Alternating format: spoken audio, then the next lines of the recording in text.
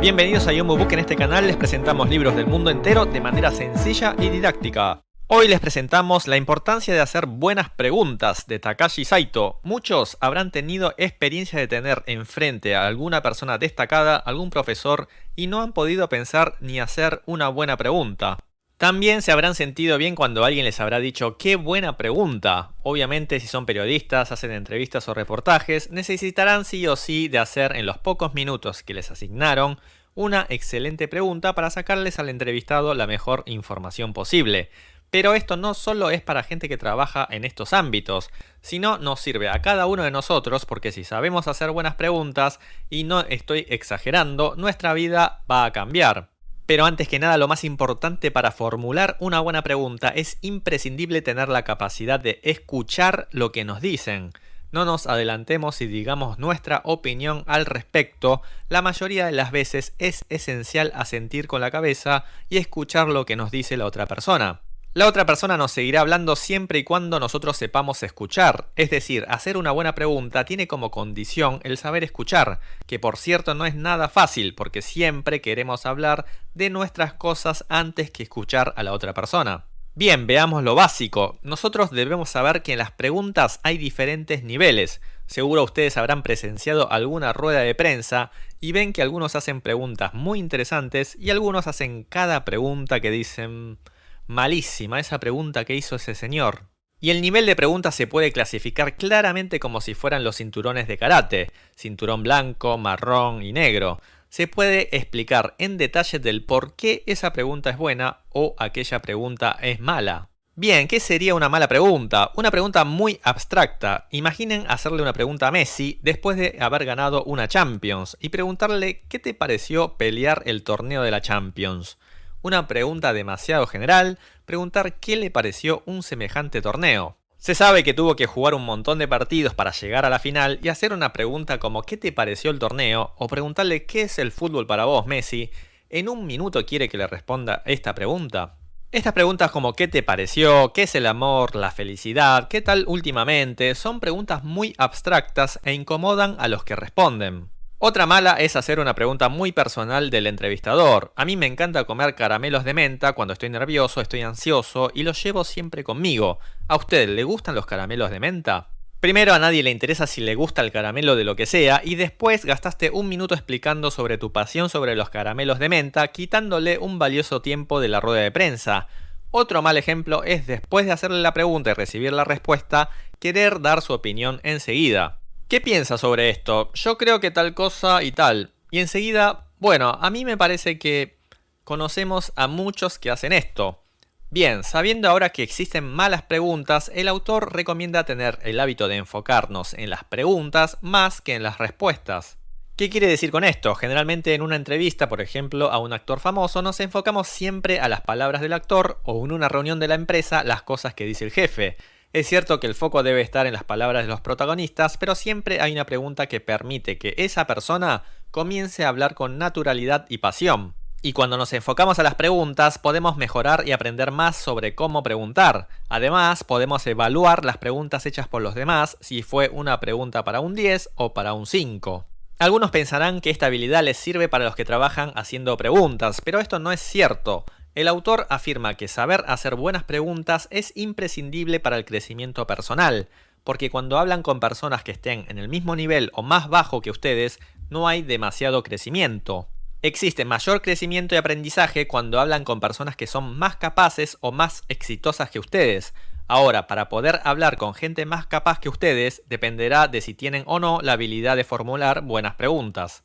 Porque para sacar contenido o experiencias valiosas que ustedes quieren de la otra persona, depende de si son capaces de hacer una buena pregunta o no.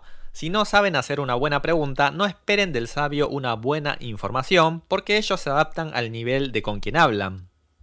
Y sí, si un niño de la escuela primaria hace una pregunta como ¿qué piensa del gobierno actual?, esta persona no va a hablar sobre el tema impositivo y la corrupción a un niño que no entiende de leyes y la Constitución.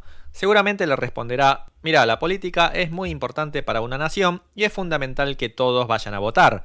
Obtendrán una respuesta redonda como esta y se irá del lugar. Los sabios piensan, esta persona entenderá hasta cierto punto, así que le voy a dar esta respuesta. Los sabios saben patear la pelota fuerte, pero también muy suave. Si ven que la otra persona no está en condiciones de atajar una pelota fuerte, patean muy despacio. Cuando la pregunta es floja, la devolución del pase será floja y se retirarán del lugar enseguida diciendo adiós, encantado. Así que si quieren obtener contenido importante y útil, deberán saber hacer una pregunta adecuada porque de otra manera no lo podrán conseguir. Si ven un documental donde John Lennon o Michael Jackson han dicho excelentes comentarios, es porque detrás hay una persona muy capaz que ha hecho preguntas excelentes. Si le preguntan a Lennon, ¿por qué podés componer tan lindas canciones? La respuesta será, vos también algún día podrás, y ahí se acaba la historia. Si ustedes por alguna conexión tienen la oportunidad de conocer a algún ídolo, tendrán que hacer buenas preguntas, y no se preocupen porque el autor dice que es posible aumentar cada día el nivel de las preguntas. Esto no se trata de talento, es tener conocimiento del mecanismo de hacer buenas preguntas. Sabiendo esto, podrán analizar si las preguntas que hayan preparado son buenas o malas para finalmente seleccionar las mejores. Bien, ¿qué es una buena pregunta? Para hacer una buena pregunta debemos primero saber qué es una buena pregunta. Hay 3 puntos a tener en cuenta y es importante tener una imagen en la cabeza de un sistema de coordenadas. Bien, primero la pregunta debe ser concreta y esencial. Poner entre los opuestos concreta, abstracta y esencial, trivial. Si alguien les regaña diciendo no podés hacer una pregunta mejor, ¿y qué es una buena pregunta? Eso lo tenés que pensar vos. Con esta respuesta nunca podremos saber, pero si hacen un diagrama como esta, podrán saber qué clase de pregunta han hecho y en cuál de estos cuadrantes pertenece. Por ejemplo, una pregunta concreta y trivial. ¿Le gusta el caramelo de menta? Es muy concreto, pero trivial. ¿Le gustan los gatos o los perros? Es concreta, pero si estamos en una rueda de prensa discutiendo sobre economía, no vendría al caso. Ahora, una pregunta esencial pero abstracta sería ¿qué es el amor? No es una pregunta que esté mal si es en un seminario sobre sexualidad, y de hecho existen este tipo de preguntas, pero es demasiado amplio y no es una pregunta fácil para el especialista. Igualmente la realidad es que el 80% de las preguntas en una conferencia son concretas y triviales o esenciales y abstractas. Después de hacer un concierto le preguntan al cantante ¿qué es la música para usted? ¿Cuál es el color que más le gusta? Muy esencial y abstracta o muy concreta y trivial. El músico seguro pensará, ¿no tienen otra mejor pregunta para hacer? Dijimos que la mejor pregunta es que sea concreta y esencial, pero veamos antes el polo opuesto, trivial y abstracta. ¿Qué es la madera para usted? No se entiende. No se ve la finalidad en esta pregunta, el entrevistado entrará en pánico. ¿Por qué de repente pregunta sobre la madera? Hábleme un poco sobre los tomates. Sobre los tomates es muy amplio, me preguntás sobre cómo se plantan, sobre los diferentes tipos de tomates, si es una fruta o una verdura. Se darán cuenta que es demasiado abstracto y muy trivial. Ahora vamos a la respuesta correcta, que es una pregunta concreta y esencial. Supongamos que está enfrente suyo el expresidente de Uruguay, José Mujica. Pepe, usted utiliza mucho la metáfora como método de expresión y eso hace que sea más interesante su discurso. ¿Eso lo tiene preparado o es algo improvisado? Primero Pepe Mujica piensa, este joven estuvo escuchando bien el discurso y además se dio cuenta que uso mucho la metáfora y que eso hace más interesante el discurso. Y me pregunta si eso lo tengo preparado de antemano o lo improviso. Bien, te voy a responder, joven. La metáfora para mí... Este tipo de preguntas hace que el entrevistado pueda hablar con muchísima más facilidad porque es concreta y esencial. Pero al saber este diagrama de coordenadas podrán analizar y van a poder ubicar en qué cuadrante pertenecen las preguntas que quieren hacer. El segundo punto es mi interés y tu interés. Esto se traduce como la pregunta que yo quiero hacerle porque a mí me interesa y la pregunta que la otra persona quiere responder porque es un tema que a él o a ella le interesa. Cuando estos dos puntos se cruzan, termina siendo una buena pregunta que todos quieren escuchar. ¿Qué pasa cuando no sucede esto? Esto es, a mí me interesa saber, pero a la otra persona no le interesa ni quiere hablar sobre ello. A esto se le llama pregunta de los niños. ¿Vieron cuando los niños les preguntan sobre personajes de dibujos animados que nunca han visto? O les dicen, ¿sabías que este personaje se convierte en tal y tal? Estos son temas que a mí no me interesa, pero sí le interesan al que lo pregunta. Otra mala pregunta es cuando quieren saber cosas que la otra persona no quiere hablar. ¿Con cuántas mujeres ha salido? ¿Por qué se ha divorciado? Son preguntas que a lo mejor al entrevistador le interese, pero el entrevistado no quiere hablar. Parece que no, pero se hacen estas preguntas a menudo. Supongamos que viene un músico muy reconocido con conciertos espectaculares, canciones con letras brillantes y la pregunta que se le hace es ¿le gusta el sushi? A lo mejor le guste, pero es un interés puramente del entrevistador.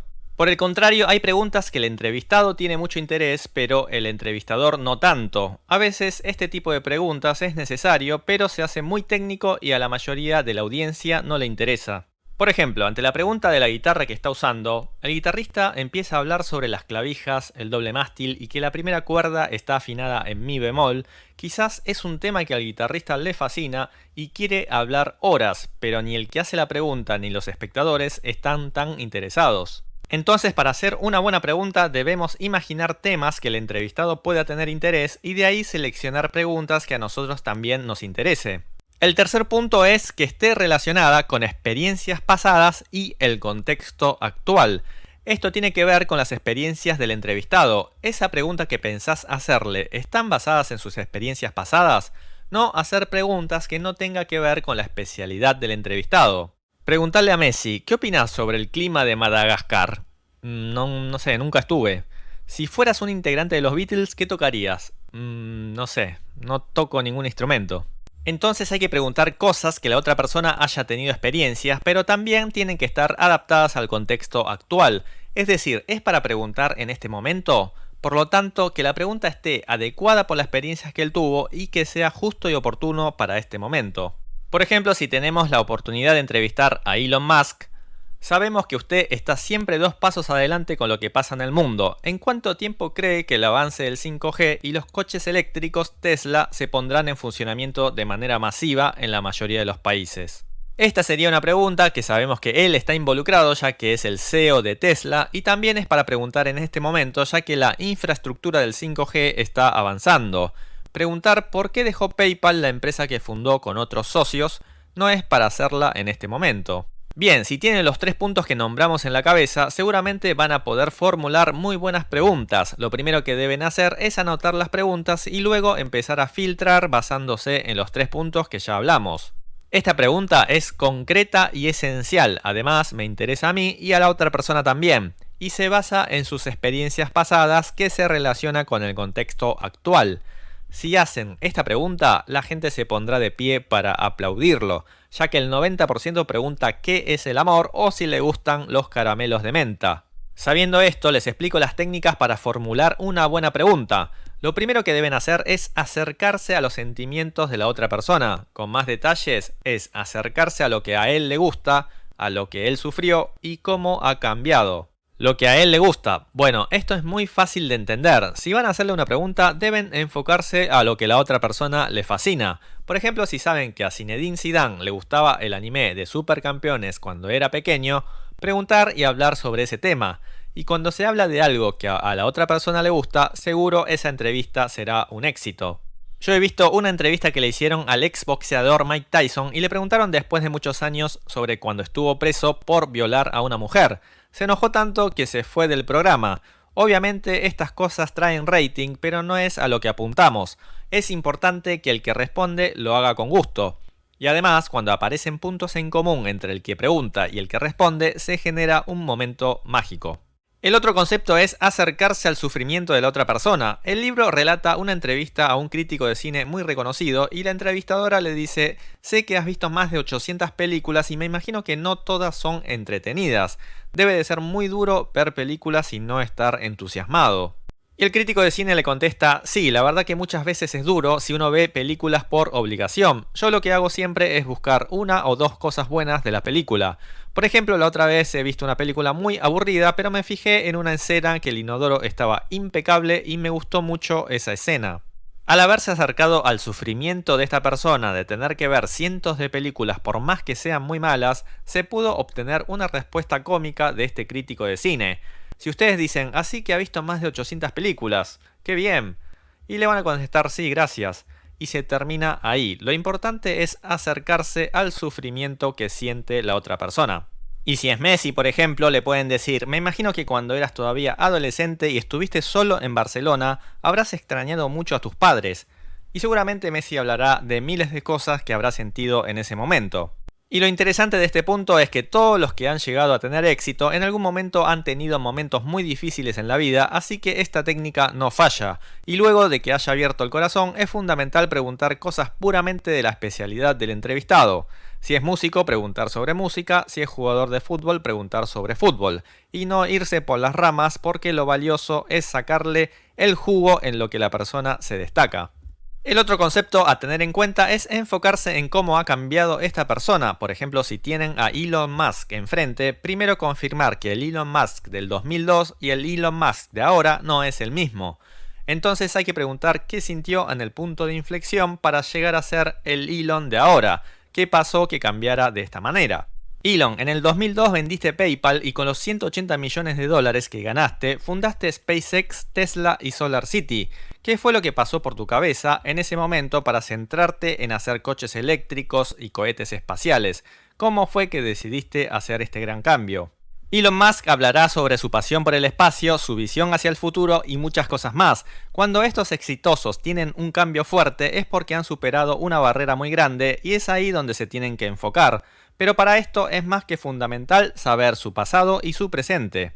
Bien, de las tres técnicas que hemos hablado, de lo que a él le gusta, lo que ha sufrido y el cambio que ha tenido, existe un punto en común. Esto es que hay un estudio y una preparación previa antes de hacerle la pregunta. Si te hacen una entrevista y el entrevistador sabe qué te gusta, cómo sufriste y los cambios que tuviste, vas a tenerle de entrada mucha confianza porque se ha tomado el tiempo de estudiar y averiguar sobre vos. Las buenas preguntas se arman teniendo en cuenta los tres puntos que hemos visto anteriormente, estudiando y averiguando sobre la persona, sus gustos, sus sufrimientos y sus cambios. Las buenas preguntas no nacen de forma espontánea, es necesario un tiempo previo de preparación. Se han hecho millones de preguntas irrespetuosas en distintos lugares del mundo y en distintos rubros sin haberle dedicado ni unos minutos de estudio. ¿Cuál es la película que lo hizo famoso? Titanic. ¡Wow! ¿En serio? ¿Creen que esta entrevista tenga un buen final? Pero si estudiaron a DiCaprio, saben toda su carrera, sus películas sobre sus cambios, sus organizaciones para que el mundo tenga conciencia sobre el calentamiento global, por qué se ha convertido en vegano, y preguntan a qué se debe su punto de inflexión, la respuesta será totalmente diferente a que pregunten si DiCaprio se escribe separado o todo junto. Bien, sabiendo todo esto que hemos visto y ya teniendo la capacidad de hacer buenas preguntas, ¿cuál es la pregunta ideal que podemos hacer? Una pregunta que le haga inspirar a la otra persona. Que la otra persona se dé cuenta con la pregunta de algo que no tenía para nada en su mente. Esto es muy interesante. Cuando hayan estudiado y averiguado sobre la otra persona, no quedarse solo con el conocimiento, sino formular una hipótesis. Imaginar, esta persona seguro que como piensa así actuó de esta manera, y hacer una pregunta como para corroborar esa hipótesis que pensaron. Si el entrevistado no se había dado cuenta del por qué sucedieron las cosas de esa manera, pues cuando le hagan esa pregunta se sentirá muy estimulado y a lo mejor dirá: ¡qué excelente pregunta! Ni yo me lo había planteado de esa manera.